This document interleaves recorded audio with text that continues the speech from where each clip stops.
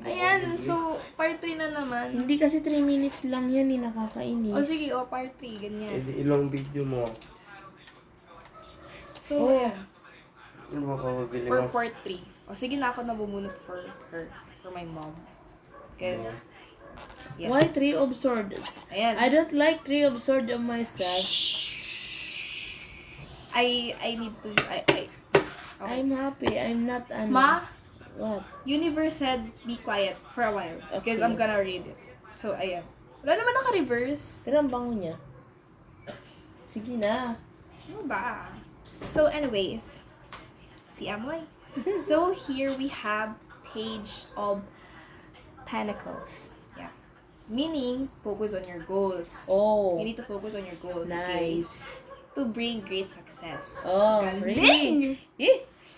But- Meaning nito, so what is the meaning of Page of Pentacles? Says here that ideas, opportunity, eagerness, curiosity, diligence, courage, ambition, and loyalty. Ikaw na talaga. Really? So, the first and the second one is how do you read this? That is the broken heart. But, Okay. you know, I'm not a broken heart. So, okay. I'm so happy. Okay, it says here, a harsh truth is better than a soft lie. Ooh, medyo, ano siya, medyo, Negative? Hindi, riddle. What? Okay, may pagka-riddle yung dating niya, so, yes. Oh my Ano gosh, is this it? is the first time. Harsh truth is bitter than a Meaning, sa kabila ng eagerness, curiosity, diligence, courage, loyalty, merong harsh truth Yeah. na Marirebel? nor. Basta, ayun, nag-reveal siya ng pain, suffering, bitter truth. Ooh, separation. You need to explain in Tagalog. Yes.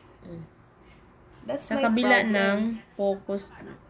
Yeah, sa kabila So, ng ibig sabihin, focus. nahihirapan ako, ganun? Or, it's After really... that great success, ganyan. Siyempre, So, meaning, yung success ko, may kapalit siya na heartbroken.